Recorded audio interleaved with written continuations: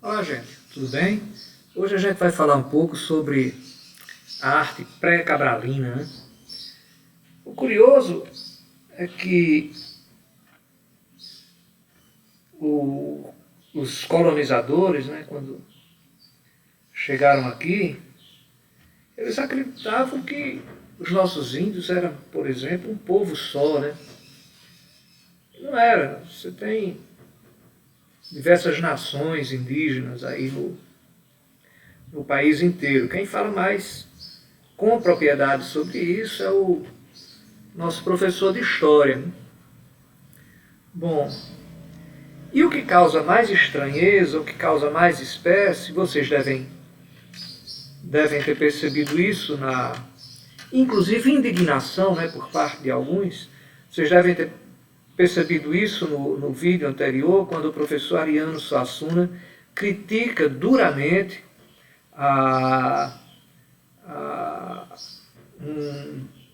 um grupo, não é, que comemorava, festejava 500 anos de arte no Brasil, como se antes de Cabral, como se antes do descobrimento, nós não tivéssemos manifestações artísticas no nosso país. Uma profunda ignorância, ou, quando não, uma falta de respeito, não é, com os nossos primeiros moradores, com os donos dessa terra. Afinal de contas, os colonizadores, né, surrupiaram dos nossos índios toda a terra e toda a riqueza que nela havia. Ainda hoje a gente vê conflito, né, por aí no Maranhão, no Pará, no Amazonas, lá no Xingu também, questão de demarcação de terra, cara querendo invadir terra de índio para explorar o minério do índio. O índio tem direito de explorar? Tem. O índio pode explorar? Pode. Mas eu posso chegar lá na reserva indígena e matar índio e explorar as riquezas minerais, as riquezas vegetais lá que eles têm? Claro que não.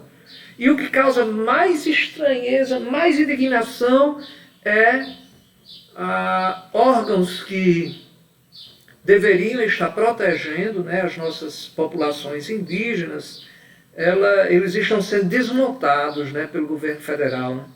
O IBAMA, a FUNAI, o ICMBio, né, o Instituto Chico Mendes. Uma lástima isso, né?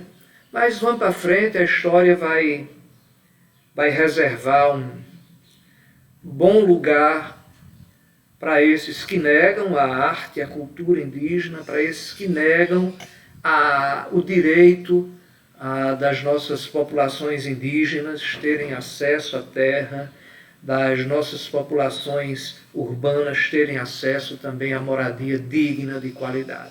Mas, professor, por caridade, vamos voltar. Iranzinho. Vamos voltar lá a falar de arte, a arte pré-cambriana. Bom, antes mesmo de Cabral chegar aqui, isso aí há 5.000 anos, tal, um grupo de humanos nômades, né, sai da África, né, isso é a teoria, né, cruza a Europa, alguns descem ali para a Oceania, outros continuam, atingem a Sibéria, e quando chegam no Estreito de Bering, os caras disseram: eita, e aí, o que é que a gente vai fazer agora? Vamos atravessar esse negócio ou vamos ficar por aqui? A terra está ali bem pertinho, do outro lado, a gente pode ir e tal. E aí, por curiosidade ou por necessidade, esses homens, sim, essa história levou 1.000 anos, 2.000 anos para acontecer, né? Não foi uma coisa como hoje, que a gente sai daqui em 7, 8 horas está na Europa, né? Você pega um avião em Fortaleza, em Natal, você leva menos tempo em relação a Apodi, né, para chegar no Rio de Janeiro do que chegar propriamente em Fortaleza, que chegar no Rio de Janeiro, por exemplo, né? Quer seja de Fortaleza, quer seja de Natal. Isso aí não, essa viagem, né? Essa caminhada desses humanos durou aí 1.000 anos, 2.000 anos, enfim. Bom, e aí alguns já alcançam lá e atravessam o Estreito de Bering e saem da Sibéria e vão para o Alasca, né? E aí passam a colonizar toda a América. Um aspecto sobre a cartografia e sobre geopolítica, né? A gente observa nesse mapa que ele não está... O mapa usado para demonstrar essa caminhada aí, esse movimento de migração, ele não é o mapa que a gente está habituado a ver, né? Tem lá todos os continentes. Não, me parece que falta a Oceania. Que para cá não importa, porque a Oceania não, a Antártida, né? Que para cá não importa, porque a Antártida até bem pouco tempo era um ambiente não povoado, né? Hoje é povoado por a grande parte dos países do mundo que tem interesse científico, e aí mantém bases científicas lá na Antártida. Nesse período aí não adiantava, porque os homens, eles não passaram por lá. Bom, mas aí vamos voltando. O que a gente observa nesse mapa é que aquela visão eurocentrista, aquela visão da Europa como centro do mundo, como decisão, centro de decisões, centro econômico mundial e tal, não aparece nesse mapa. Se a gente prestar atenção, o Brasil, a América do Sul está de um lado, a África está do outro, diferente do que a gente normalmente vê. Tá certo? Professor, está errado? Não, está absolutamente certo. Se tivesse de cabeça para baixo, também estava certo. Se tivesse atravessado, estava certo também. Tá bom? Então vamos para adiante. Porque quando eu estou no cosmos, né, eu não tenho em cima, não tenho embaixo, tá? O que a gente tem na cartografia de norte, sul e tal, né, são construtos, são construções humanas, tá certo? Lógico que com toda, para facilitar a nossa vida, enfim. Bom, deixa eu só desligar aqui para a gente poder continuar a aula. Bem, e aí os caras, como eu disse, essas populações atravessaram o Estreito de Bering, atingem o Alasca e vêm para a América do Sul. Alguns vão ali, atingem ali o Peru, não é? E formaram a civilização Inca, né? Ali na região de Machu Picchu, um lugar muito, muito legal, mítico até, né? Que a gente faz caminhadas aí para Machu Picchu. Tem um sistema de abastecimento d'água aí impecável, sabe? Aí isso, até eles viveram, chegaram aqui antes de Cabral, bem antes de Cabral, né? Para a gente ter uma ideia da tecnologia que esses povos adotavam, né? E aí a gente tem ainda as populações Mesoamérica, né? da região Mesoamérica, que hoje fica ali entre o México, a Guatemala, Belize, né? Que habitaram aí desde 250 anos de Cristo até o ano 900, né? De Cristo. Eles eram muito bons em matemática, né? Afinal de contas, construir uma pirâmide dessa aí é preciso muito conhecimento matemático para fazer isso. Não é só você chegar e botar um bocado de pedra aí e construir uma pirâmide dessa. Pois já sabia que pirâmide tinha só no Egito, não. O povo maia construiu pirâmides também aqui na América do Sul, tá bom? Bom, e aí nós temos também os astecas, uma outra civilização, né, que viveu ali onde hoje é a cidade do México, né? Ficavam aí, moravam aí à margem, né, desse lago Texcoco, tá? E faziam fronteira, né, com os povos maias. E aí, chegando aqui mais para nosso terreiro, né? A gente tem, por exemplo, essas pinturas rupestres, pé cabralina, né, que a gente encontra lá em Carnaúba dos Dantas. Essa primeira aí, em Carnaúba dos Dantas, é no sítio Chique Chique, né? A segunda, né, abaixo, ela é também uma pintura rupestre que a gente encontra aqui no Lajeado Soledade. Lembrem que a arte, ela é uma expressão do momento daquela sociedade, né?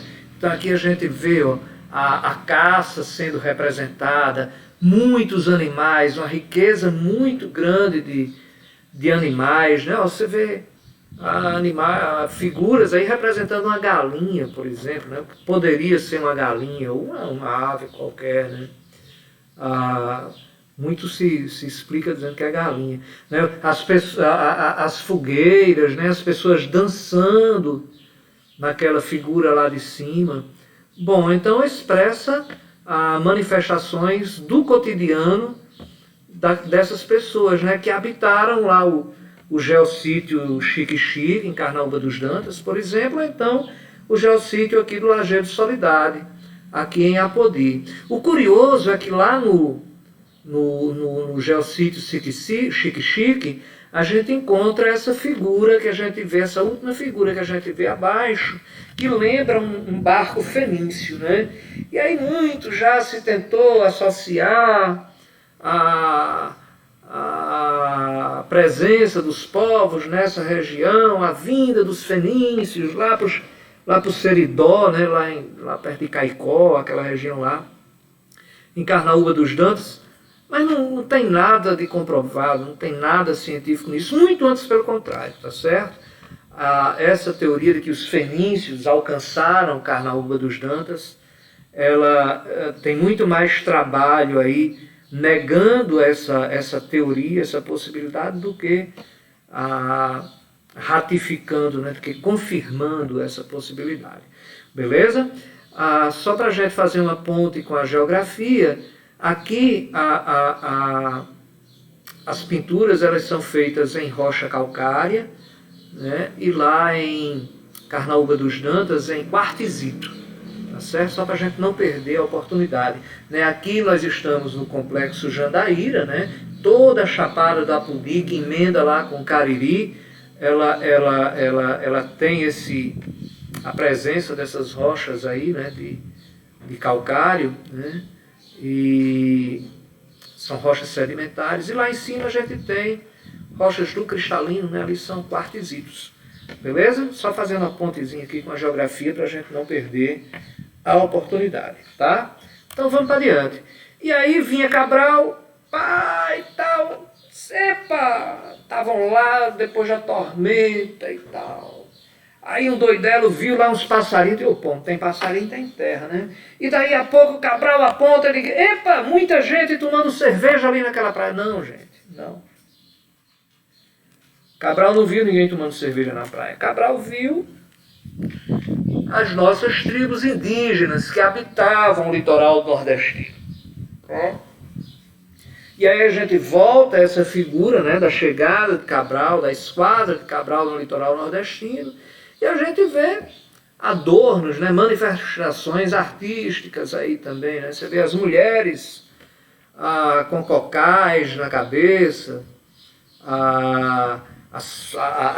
os objetos, né, os instrumentos de caça, por exemplo, estão enfeitados, né? Em outras situações a gente encontra índios, né, silvícolas com... Guardem essas... Sempre que você ouvir silvícola, índio, tá? Então a gente vê silvícolas com a pele pintada. E aí até hoje, muita gente pensa que o povo brasileiro, né, o povo que antecedeu o Brasil, que antecedeu Cabral, era tudo igual, né? Índio era tudo igual. Lorota, não cometam essa maldade. Isso é coisa para quem quer ser ministro do governo Bolsonaro, aí fala essa bobagem, tá certo? Só de povos indígenas hoje nós temos 218 etnias, 218 povos e 200 idiomas diferentes, 218 dialetos diferentes, tá certo? Idioma é um pouquinho diferente, tá bom? Então não vamos cometer essa bobagem. Os nossos índios são povos diferentes. Inclusive a gente pode ver isso naquele primeiro mapa que eu mostrei lá na aula de geografia, né? Onde a gente aparece índio vestido, se trajando de uma forma em uma determinada região do país, outros pelados em outra, outros com mais roupa, com menos roupas em outra. Quer dizer, eram índios diferentes, porque a forma de vestir também serve para a gente identificar, né, diferenças. Eu uso camiseta nesse ambiente aqui quente, né? Aqui nesse ambiente aqui do semiárido, né? De repente, se eu estivesse na Europa, eu estava vestindo outro tipo de roupa. Enfim, a língua também, o idioma, a língua, o dialeto falado, né? As vestimentas, o que se come, os hábitos de lazer, tudo isso, né, identifica um povo. Né? E aí, aqui no estado, nós temos, por exemplo, a ocorrência de sambaquis. Professor, o que é isso, pelo amor de Deus? Sambaquis são restos de animais, de conchas, né, de moluscos e tal, que os nossos índios comiam, né, ali em torno de determinado espaço e tal, e iam jogando. Esse sambaqui aí, eu fotografei lá na Ponta do Tubarão, nas dunas da Ponta do Tubarão. Isso aí é muito... A Ponta do Tubarão, aqui na praia de Diogo Lopes, ela é muito rica, sabe? Você tem ambiente de duna, você tem ambiente de manguezal, você tem caatinga, você tem Mata Atlântica, você tem sambaquis, né? É muito rica essa região, né? Infelizmente estão ocupando isso hoje por tudo quanto é torre eólica. Estão esculhambando tudo. A Petrobras mesmo expulsa as populações nativas desse lugar, né? Não permitem que essas populações vão pescar dentro de determinada área lá da Petrobras. É um horror, mas isso é outra história. E aí a gente tem aqui os índios botocudos, né? Você veja como são diferentes, né? Eles usam aquele artefato no lábio inferior, né? Que enlarguece o lábio inferior. Então, se você acha bonito, aí não é o caso.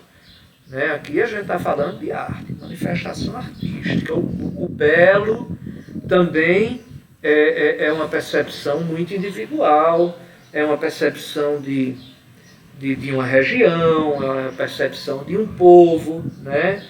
Eu imagino que os índios diriam, né, se vissem um homem num traje espacial, né? Ia matar o cara, sei lá. E aqui, já povos diferentes, né? Esses aqui são os candindéus, são povos completamente diferentes, tá bom? Olha a forma artística de se expressar, né? Os cocais, pintura no corpo, utilização de colãs, de brincos. As mulheres faziam o cabelo, né? Cabelo diferente, né? Já iam lá para fazer chapinha. Não é isso. Bom, e aí a nossa arte cabralina também está dividida entre duas fases, né? A fase da arte Santarém, né? A gente observa aqui, normalmente, essa arte feita em forma de antropomórfica. Esse é o nome certo, guardem isso. Mas professor, eu estou no 8º ano, mas guarda a nota ali, antro. Toda vida que você vir, antro quer dizer homem humano, mórfico, a forma, tá certo? Zoomórfica, zoo, animal, mórfica, forma de animal. Antropomórfica, forma de homem. Tá certo? Então, a gente vê aqui um vaso com inspiração de uma cabeça antropofórmica. Ficou feio, né? O gago é horrível esses nomes. Antropoformógica. Não. Eu vou escrever. Tá certo? E aí outra figura também, antropoformógica. Bom, e aí a gente tem também esse Muiraquitã, né? Sim, essas peças elas são feitas em argila, tá? Essas peças com formas humanas, né? Esse jarro que a gente vê aqui também é um jarro da arte Santarém, também em forma humana. Agora, diferente desse que a gente vê mais ao centro, abaixo e ao centro, isso aí é um Muiraquitã. eles eram esculpidos em pedra, tá certo? E aí faziam colares e tal, né? Antropomórfica. Bom, depois eu acho. Bom, e aí temos a arte marajoara, tá? Que é um outro período da nossa arte, também encontrada a exemplo da arte Santarém na região do Pará, não é?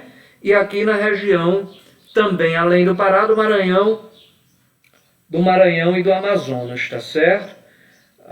Na ilha de Marajó e tal, a gente encontra aí a arte marajoara, tudo naquela região, a arte Santarém e a arte marajoara. Tranquilo? Olha aí o Muirapitã de novo, né? Aparecendo lá na figurazinha lá de cima, né? Isso fazia um colazinho e tal.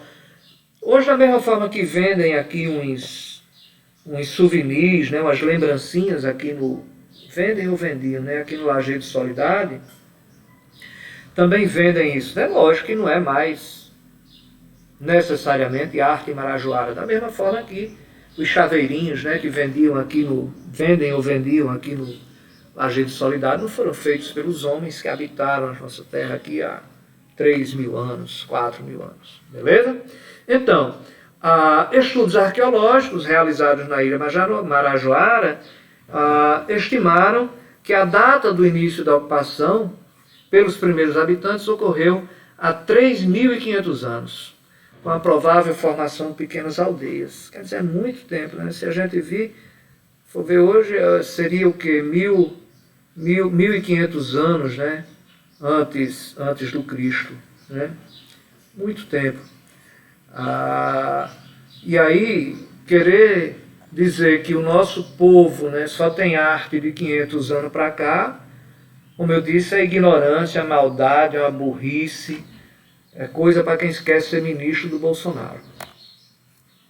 Bom, e aí, professor, a gente ainda tem herança dessa? Tem. Os objetos de palha feitos com inspiração, né, marajoara. Mas aqui mesmo em Apodi, né, se você vai aqui para o sítio Pontas, aqui para o lado do córrego e tal, você encontra muita gente que trabalha com fibra, né, com palha, né, tecendo corda, fazendo urupema, né? Alguns chamam urupema, outros chamam urupemba, né? Os dois nomes estão corretos, né? Cestos e tal, né? São utensílios, né? E aí vão ganhando formas artísticas também, né? E aqui a gente tem algumas dessas expressões já bem atuais, né? Essa figura mais aqui de baixo, desse outro lado aqui, elas não são mais a arte marajoara original, né? Os artistas hoje fazem, você encontra isso lá na ilha de Marajó, bastante, tá? Feito por artistas atuais, né? Inspirados na arte marajoara. Pessoal, então é isso. A todos vocês, muito obrigado.